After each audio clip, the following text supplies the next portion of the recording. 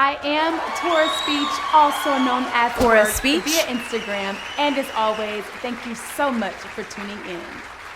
When I tell you I have been incredibly blessed to be surrounded by people who are mentors, they don't even know it, who are simply lights in my life. One of those people I actually get to talk about today, where it was his first time going fishing. And I don't know if you've ever gone fishing, which I have been blessed to go fishing with some of my male cousins and my uncle, God rest his soul.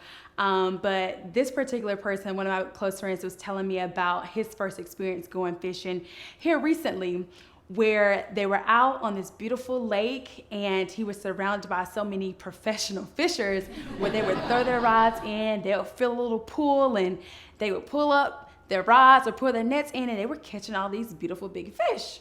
Well, this sweet angel was patiently waiting, and I don't know if the fish knew whether or not he was new or not, and they were testing his wit, but he would throw his rod out and he wouldn't feel anything. And every time he would bring his rod back in, the hook was empty.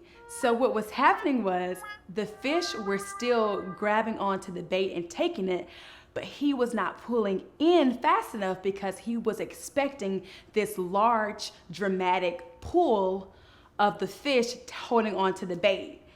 Point being was he missed out on so many fish because he did not feel that pull be as dramatic as he expected it to be in his head. So not only are my friends wonderful, but they give me episodes like for free, because after he finished telling me that story, I was like, bro, like that's a sermon.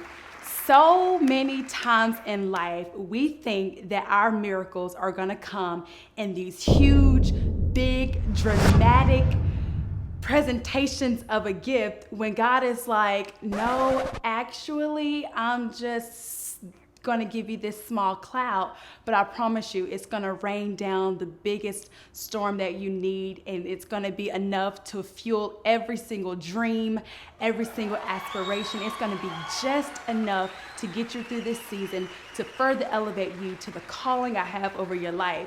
So one of my favorite books of the Bible, or stories of the Bible, just so happens to correlate with this particular episode. And it comes from 1 Kings chapter 18. You can I think start at verse 41. But long story short, it's when God sent Elijah to the land of Samaria, where there had been extreme famine due to a 3-year drought.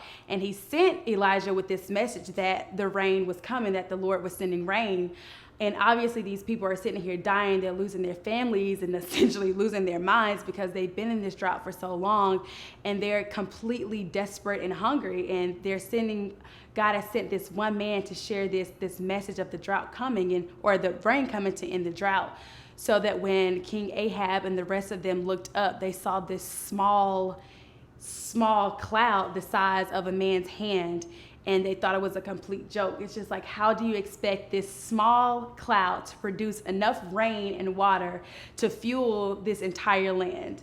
And lo and behold, because our God is God and he does the most beautiful and miraculous things to continue to prove to us, which he does not have to, that he is God, rains down a storm that truly does end the drought, which further proves my point that we cannot always expect our biggest miracles to come in these biggest packages, because I have been told that some of the greatest things come in small packages.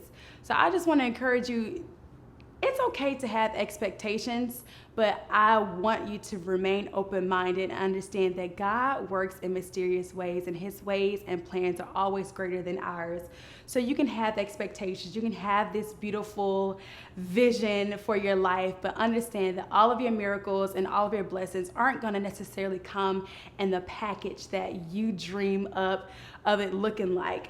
So stand firm and know that the drought will end. But even if your blessing doesn't come again as expected, know that God is able to do exceedingly and abundantly if you just have the faith and trust the process. But in the meantime and in between time, I challenge you to get heart, do work, and push through. Let's get it.